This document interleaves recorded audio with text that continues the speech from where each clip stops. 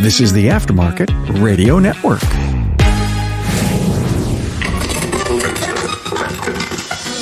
Hey, Carm Capriato here, the Aftermarket Podcast Guy, and welcome to the 640th episode on Remarkable Results Radio. Hey, how often do you work on your leadership skills? Now, if you don't, where do you start? You know, every business owner knows they need to be a strong leader, but how many are consciously working on it? Well, Mike Davidson, a John Maxwell certified teacher, trainer, and coach, will be bringing you a 5-part series on leadership during the next few months. In this part 1, Mike breaks down the essence of leadership that you should have in both your personal and professional life. Mike is also a shop owner. Hey, thanks to our great sponsors, Apex and Shopware.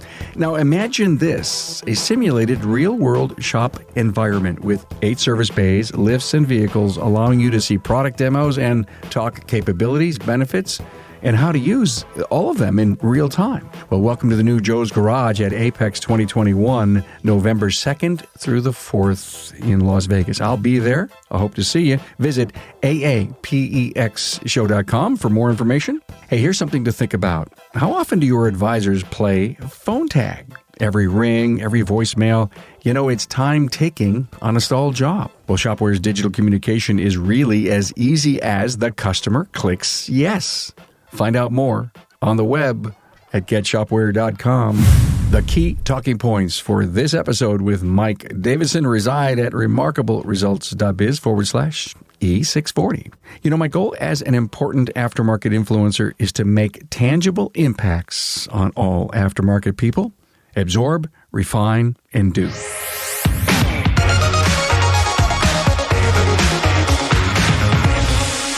Hey, a warm welcome to Mike Davidson. You know, Mike, it's great to have you back on the show, and I am so excited about what we're going to do. We're going to actually do a leadership series. It's something that's been on my heart for a lot more years than I realized until a few years ago that really caused me to reflect on this. Good. I'm glad, because you and I hooked up recently and you said, hey, I just became a John Maxwell certified teacher, trainer, coach. And I go, oh my God, this is great. It couldn't happen to a better guy who's done so much for the industry essentials, the apprentice program, the books you've written on wage and hour.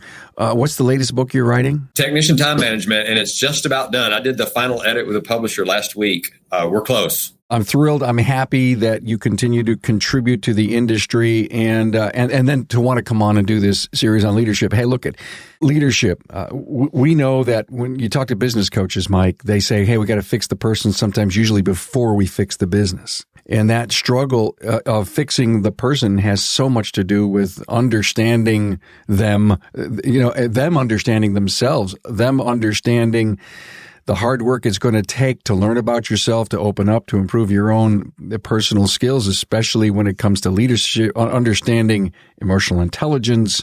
That happened to me a while back when I picked up my first ever leadership book written by John Maxwell, Developing the Leader Within You.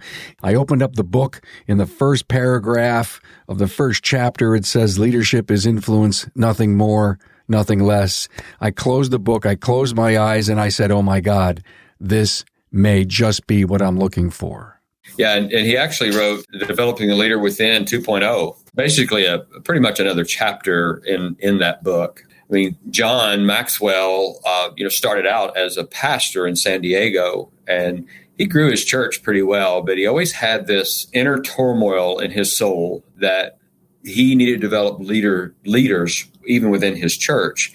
And that's what he started doing. And then what happened is his publisher came to him and said, the people outside the faith world are reading your book, and we're actually getting a lot of traction there. So he began to see the need for teaching leadership outside the church.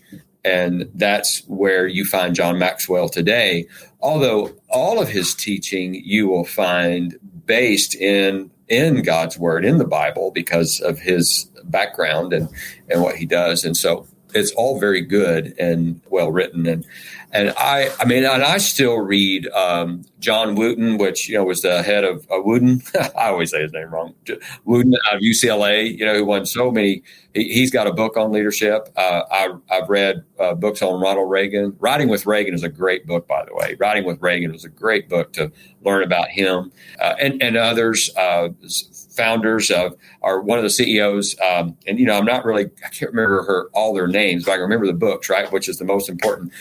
Servant Leadership. She ran Popeye's Chicken and turned it around. I think Patricia was her name, and other books. So I have found myself over the last several years reading more on leadership. And then when I discovered what Maxwell had to offer, an actual, we'll call it a leadership lane to help me really focus in on leadership. I discovered it was a thing, Carm. Leadership was a thing. There's a lot of things that develop our perspective about things. It's usually our experiences in life and the people that we're around and our skill. All those things develop our perspective about whatever it is. And so me growing up, having the experience or the role model of a leader just was really non-existent. And what I've discovered is that is true for more and more people than I ever realized, that there's no example before them. We would say on the John Maxwell team, we would say that there's a leadership deficit in our country. And I think we could even say our world. And so there's a real hunger and a need for true, authentic leadership. And you said it at the very beginning, you stole my first note, right? But what is leadership? Leadership is influence. And I said, it's a thing. It's not something that's out there, sort of whatever, blue sky. It's a real thing to be a skill. That's what's great, is that it's a skill that can be learned. It's not, when people say that, well, I have a bent, or I was a born leader. That may be true to some degree, but even those people fail to fulfill their full potential because they don't really grab a hold of a leadership the way they should. They may think they're, sort of born with that trait because they like to speak up in a group all the time or whatever. The truth is a lot of those people don't develop their full potential to be great leaders, but then every person born on the face of this planet has to understand that they were created to lead, even if it's just leading themselves. Maybe it's not a group of people. Maybe it's just yourself. That in itself is important to understand and know. And that's where I have focused my life in these days, in this last year of study that I see now. I have 40 clients across the nation now that I'm teaching their employees how to become leaders. I would call this probably the first step when I really, began to understand more about leadership as a thing a couple of years ago. I wrote a document about what the next 20 years of my life would be like, which is part of leading yourself, is you can't lead others until you lead yourself first. And so I sat down and wrote a document on what I thought the next 20 years of my life would look like. And I included in that, would I still be running Parkway Automotive? Would I be running the ASLA, the nonprofit for apprenticeship programs for the Department of Labor? Would I be involved in Elite Worldwide and doing, training for them? Or would I be doing, whatever? I just put all these things down. And then I handed that to 4 people that I know, love, and trust that I knew would speak into my life. Because you know how you can't see the end of your nose, but everyone else can? That's the same idea here, is that I wanted these people to speak into my life and tell me what they thought both of what I should be doing and the document. That's part of leading yourself, is getting others to speak into your life that you know, love, and trust. And so writing that document helped me just sort of, how you just got to get all your stuff out of your brain on paper, and it looks different when you get it down there because you really focus on it and study it. So that's what I did. We had a meeting 4 months later, sitting around my dining room table. We're talking about this document and what Mike ought to be doing. And one of those dear friends wrote a 4-page reply on everything I had written. And I have my backpack right here. And inside my backpack is that document. And I've had it in my backpack for 2 years, and I read it often. It continues to provide me guidance as a leader in what I need to be looking at and doing. So it's been a terrific journey of learning what it means to be a leader. And it did start with me learning how to lead myself. And that was the beginning of my journey. And then it was about a year ago, a little over a year ago, that I found this leadership land with John Maxwell, dived into his certification program, and that usually takes, I don't know, probably more than a year, but I was able to do it, thankfully, because of the people I developed at Parkway that could lead this company. I was able to dive in, and I got certified in 4 months, really dove in and did the work. And now, of course, I'm being mentored by a guy named Mark Cole. I think one of the most important roles of a leader is that you have someone else speak into your life regularly. It's the idea of be a mentor and have a mentor. That's part of leadership, because you get to practice what you learn, right? And so I'm being mentored by a guy named Mark Cole. We meet every Tuesday. Mark Cole has a seat at the table with John Maxwell, and he travels with John. And so him and I meet every Tuesday, twice actually on Tuesday. Mark Cole's the most I can afford as a mentor, but he's really good. He's very helpful to me and helped me both design the program that I'm doing for the automotive industry. And my love for the industry. And it's like, if there's a place that I could plug in, obviously the things I teach could work in any industry, but when you love the automotive industry the way I love the automotive industry, it's like, this is my place. This is where I need to be.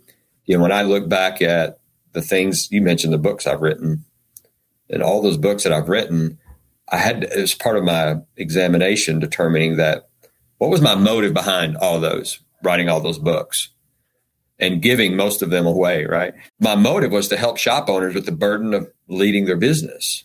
That was my passion. Passion, by the way, the original Greek word means to suffer. What are you willing to suffer for in order to do whatever it is you want to do? So I was obviously willing to suffer to write those books, both financially and time and effort, to help these shop owners. So then that helped me sort of see when I look, sort of look behind me, and then I looked forward and said, well, the best way I could help shop owners is not give them something else to do, but to actually help their people grow in their role as leaders. And that would, I call it like this, adding water to the bay, and all the boats in the bay rise, right? Can't help but think, switching gears over to our beloved industry and the way so many shop owners are really turning their business themselves, their companies around. And I can't help but think that many of them had to figure out how leadership played a role in growing themselves, their business, their people. And there's so many elements of leadership. And you said it's a skill that you can learn. How many, Mike, people that you coach that you've been involved with Elite, have you found leadership was the spark that really set them off? We say it this way too in the John Maxwell team, everything rises and falls on leadership. And so whenever you look at issues within your business as the leader, you can discover, if you dig down deep enough, you can discover that you are the problem. We've all probably heard that at one level or another. But the great news is that you're also the solution, right? And so it's learning this idea that, what have I done to contribute to the problem? Is it because of the people I've hired, or is it the people I haven't fired? That I haven't. Well, I like to say it like this: the people I haven't made available to the industry. A lot of times it can be that.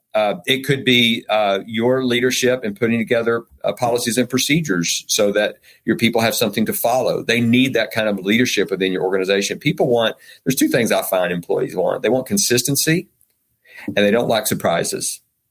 And so when you create policies and procedures and processes for people to follow, then that gives them tracks to run on, and they know what's expected of them. When you don't, trust me, you will change your policies and procedures as life goes on, because all the influences in your life from one time to the next time of the same circumstance will change your perspective, and you'll change your policy. And so that surprises people, and they go, well, now you're inconsistent.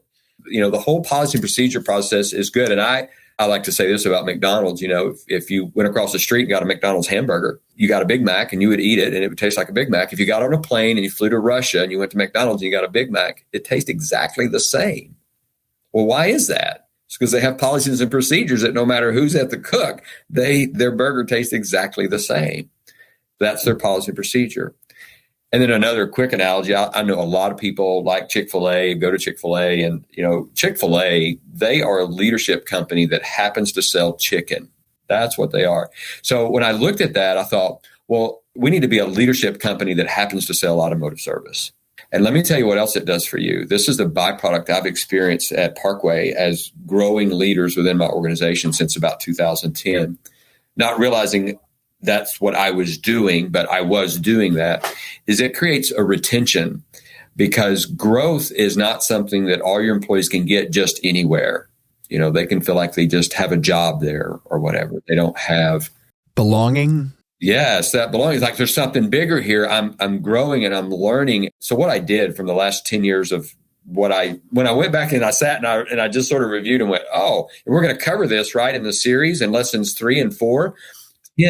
10 specific things you need to have in place in your organization for leaders, for you to be able to grow leaders, to be that Chick-fil-A of the automotive industry.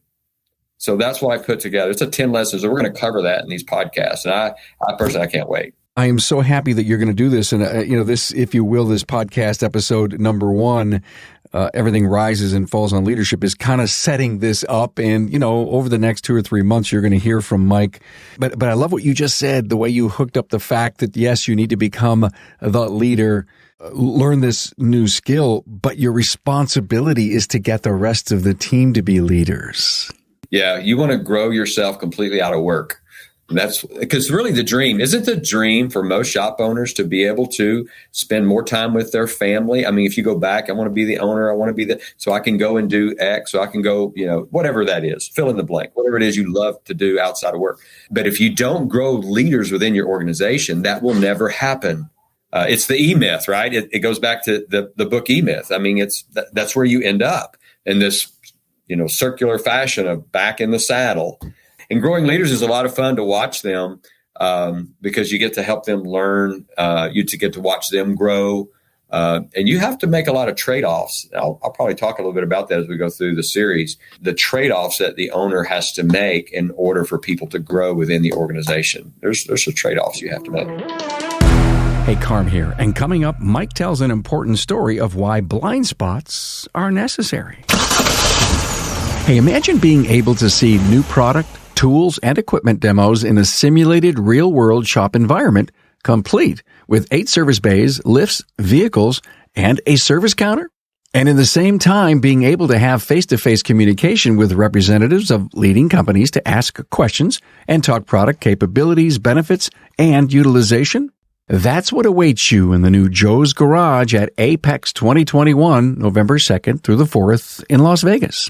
It's early in the planning stages, but already big names have reserved bays in Joe's Garage, including Autel, BG Products, Bosch, Coates, Hunter Engineering Company, and NAPA Auto Care. Watch for additional companies to participate in the coming months and an official schedule of demos in the summer. Joe's Garage is part of the new Repair Shop HQ. It's an area dedicated specifically to service and repair, and it's located on level 1 of the Sands Expo. Visit aapexshow.com for more info. The automotive industry is blazing through with so many twists and turns and changes. Careful not to crash. Yet amidst it all, the demand for repair is a constant. So the questions remain, will repair shops adapt or die? Well, our friends at Shopware Shop Management Software get it. Their CEO is a shop owner. They understand what it takes to repair cars, and they're ready for the next big thing in automotive. Shopware tailors mainstream web-based technology to the needs of the industry's leading repair shops. You can run entirely digital, phone optional, and paper-free. Interactive online repair orders will not only meet the needs of contemporary drivers, but they are blown away by the experience. Connecting the aftermarket together, Shopware's ecosystem enables next-generation shop efficiency and customer satisfaction without compromise. Full service onboarding and best-in-class support provide everything a shop needs to transform its business and stay competitive long into the future. Enjoy more accurate quotes, more profitable jobs, busier technicians, and of course, happier customers. On the web at getshopware.com.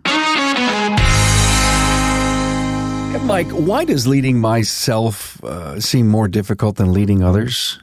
One, I think we get so busy with the tyranny of the urgent. We don't take time to reflect on leadership.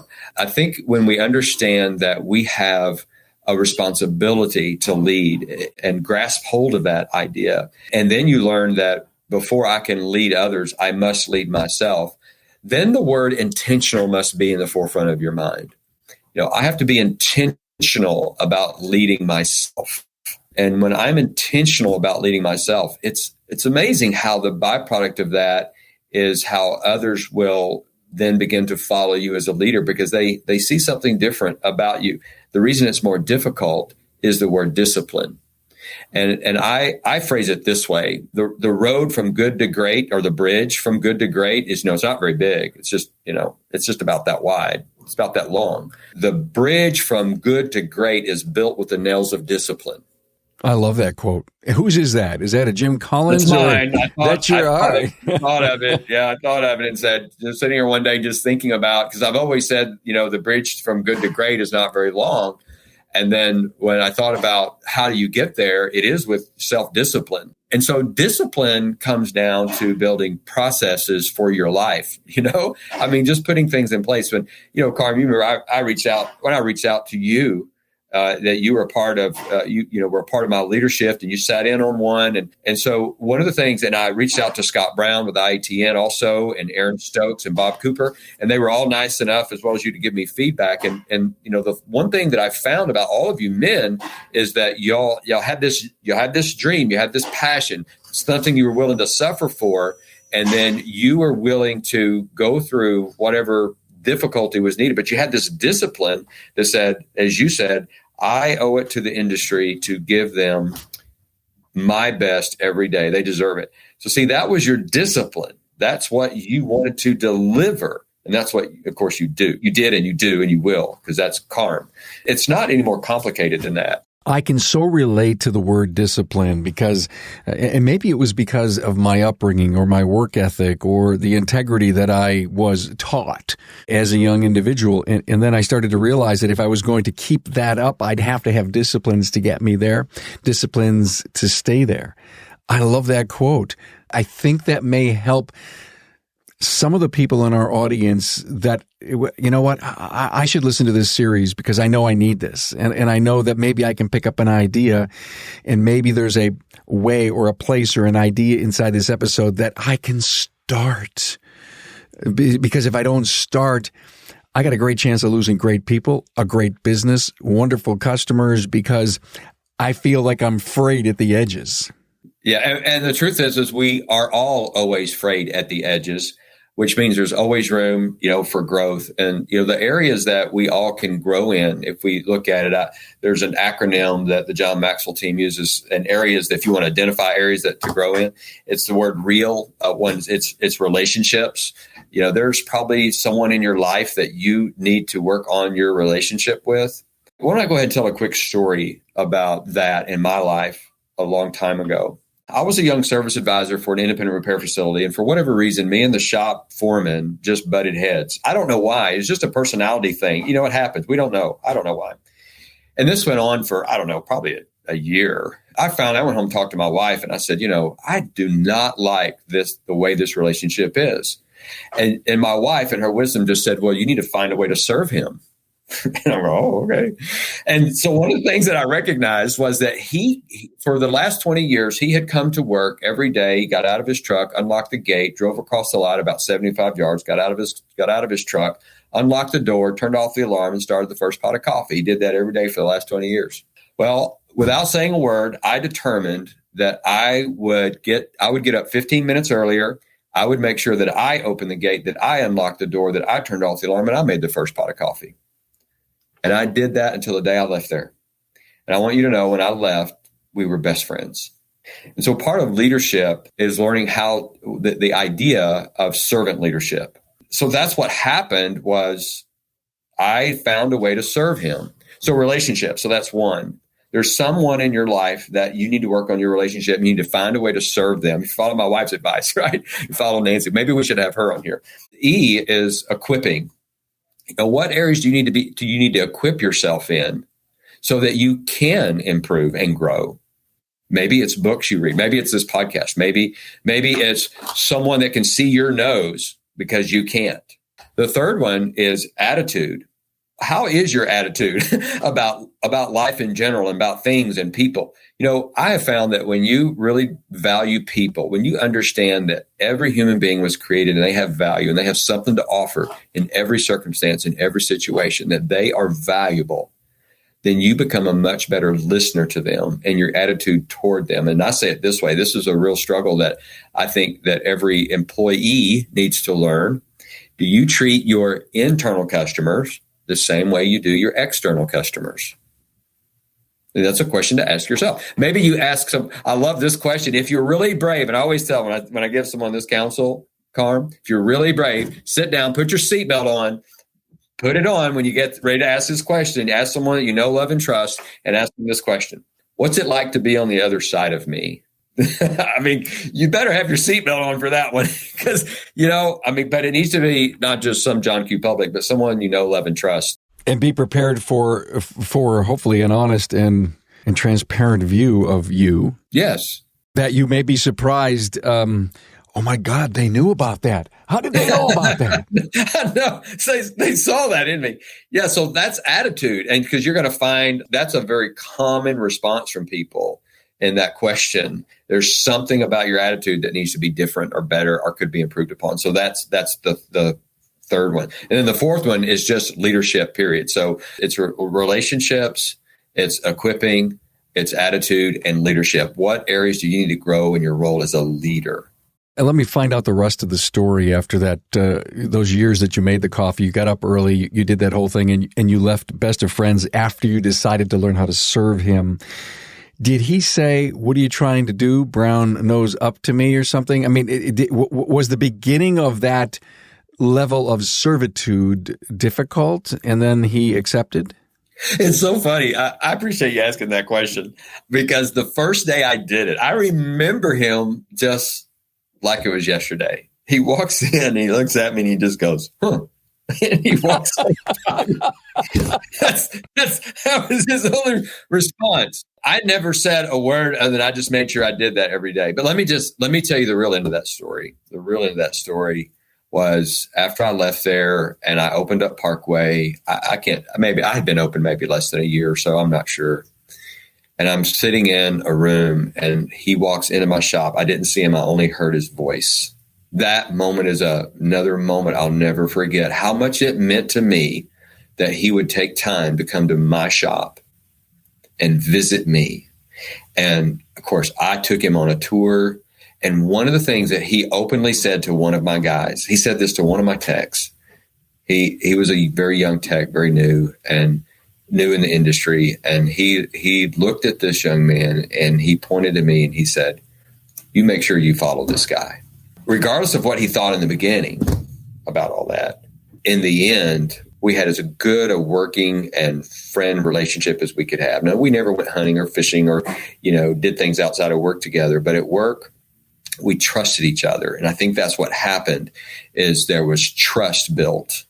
Yeah, we grow, we learn, we apply common sense. I guess if you care enough about people, you're always assessing your relationships. Like you say, you're always looking to say, have I helped that person? Do I sense that there's an issue or a problem? I mean, I think self-reflection on what goes on in your circle is so critical. And, but are there blind spots in leadership though? I mean, that maybe we can't see that we're in denial on? My goodness, we all have blind spots. There's a humility that's required in leadership. And again, I think you have to be careful. Like when I put those 4 people around my table, those 4 people were my wife, Dustin, who's now one of the owners of Parkway. And he'd been with me about 6 or 7 years at that time. My father-in-law, of course, I married his daughter, right? And then one of the elders in my church that I was close to. And so these were 4 people that I knew that if they had anything to say to help me, that it was because they wanted to help me. It wasn't, they didn't have this ulterior motive to, throw me under the bus and kick me while I was down. It was, they truly had a desire to help me. And so allowing others to speak into our lives to show us, you might need to put your seatbelt on for that. I mean, you just, but I can't tell you how helpful that is. And especially if you go to work on it, you don't put up a defense about that. You're saying, perception's reality, right? If that's what people are perceiving of who I am, and that's not what I want that to be, then I have the choice. You may not always get what you want, but you always get what you choose. You get to choose whether to do something about that or not. Do you find, Mike, that there's a lot of shop owners out there that just don't know how to be humble? I think they could be taught. I think they could be learned. It's maybe true because you can. Gosh, I have another story that came to my mind because it's so important. What happened to me, and this goes back to 2012. It comes back to having people around you and willing to listen to them, Carm. So I was on television in my market for 12 years as the auto guy. Of course, I owned Parkway Automotive. I was the chairman of the deacon in my church. I was a father, the head of my household. So in these 4 areas in my life, every time I walked into the room, so to speak, I was the leader wherever I was. And my office manager at the time and my wife both said to me this. They weren't seeing it, but they saw the potential. They both said, almost like without either one of them talking to each other, within just like a month of each other, it was really crazy. That they both said, Mike, do you realize how dangerous of a position that you are in? And what they were referring to is that there wasn't a lot of people around me there was more people telling me how great I was than there were people telling me about my blind spots. And so here was my office manager, who I know cared much for me as her boss. And of course, my wife, both telling me something, and I needed to stop and listen. Well, I then made the decision that I went off the air, off television. I was no longer on television. And I stepped down as the leader of the deacon board because those were 2 areas that, I couldn't leave Parkway, right? Still need to own it. And I wasn't going to leave my family. So why not the deacon? Because I was not just a deacon, I was the chairman of the deacon board. And so I was the one that ran the meetings and, all the emails and the questions all came to me. Did you believe your circle of influence was just getting too big, too wide? Yes, that's a possibility to look at it that way. But I think it was more that I saw the potential. I think the potential was there for not enough people telling me about my blind spots and more people telling me how good I was and how much, I watch you every Friday morning. I was in people's living room every Friday morning and had been for a long time. And so a man, just know as the way we're created is that if you don't have somebody around you telling you about your blind spots, you're not going to think you have any. There's no road to humility for you. There's just acclimates and how wonderful you are. And you were being fed, if you will, all the right stuff, but it may have been going to the wrong use. Everyone has blind spots, and everyone would say that. And no one would, hear everybody say, well, no one's perfect. Of course not. And everyone has their weakness. You hear those terms, but how are we as owners, as leaders, shop owners, as leaders, really grasping that idea and saying, okay, well, what are mine? I'm not going to go on the street and ask some stranger, hey, what are my blind spots? I'm going to ask somebody that I know, love, and trust. Thank you for being so honest and transparent. I love these stories. Thank you. Will you continue to tell stories when we get together? I hope so, because, and I'll add this about you, because you asked that was really a great question. Why is it some guys, are not humble or can't see the need for that? It's because they just have that singular perspective. And that's what I was saying. The only perspective I had was all these wonderful things that people telling me how great I was. I was solving all these problems as a habit of my life. And I've just solved problems. That's what I did. Yeah, you didn't have any time for anything negative or bad. You were walking on water, buddy. Right. Yeah, like Peter. And I think there's some insecurity, just to stand on that line about blind spots and humility. People who think of themselves first, they make it about themselves. And you really got to value people and see the need to think outside of that and value others. And then you can have an ego that's out of control, and pride is at the bottom of all great mistakes. Believing that we can do no wrong, which is to my point about all these acclimates around us, and believing that someone else should have done something right instead of me, right? Maybe I shouldn't have hired that person, or I should have made him available to the industry a long time ago, and I didn't. And so therefore I'm dealing with this. And then finally, the fourth thing that's really important to understand about that, about not having humility, is just a weak character. And I think that's what you see happen with a lot of great leaders that you see fall. They have a weak character.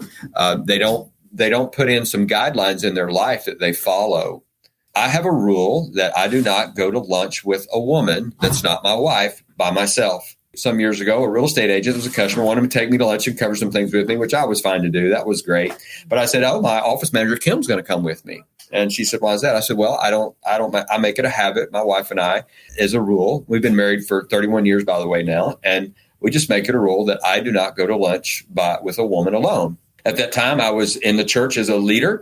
And if someone who saw me out with a woman and the conclusions they could draw about that. So it's funny. So we go to this coffee shop, right? We go to this coffee shop and we're having coffee, and me and Kim and the real estate agent are all sitting there talking. We'd been there about 10 minutes. And guess who walks in? But two of my pastors walk into the coffee shop. And of course they come over and say, hey, Mike, and I get to introduce them. Of course, they knew Kim, but introduce them to this lady. And I just think about, not about that was as innocent a meeting as it could ever be, Carm, but how guilty and how uncomfortable would I have been because my wife and I had established these guidelines for how I would live my life, how uncomfortable I would be if I found myself in that position outside those guidelines. Didn't you say the word perception?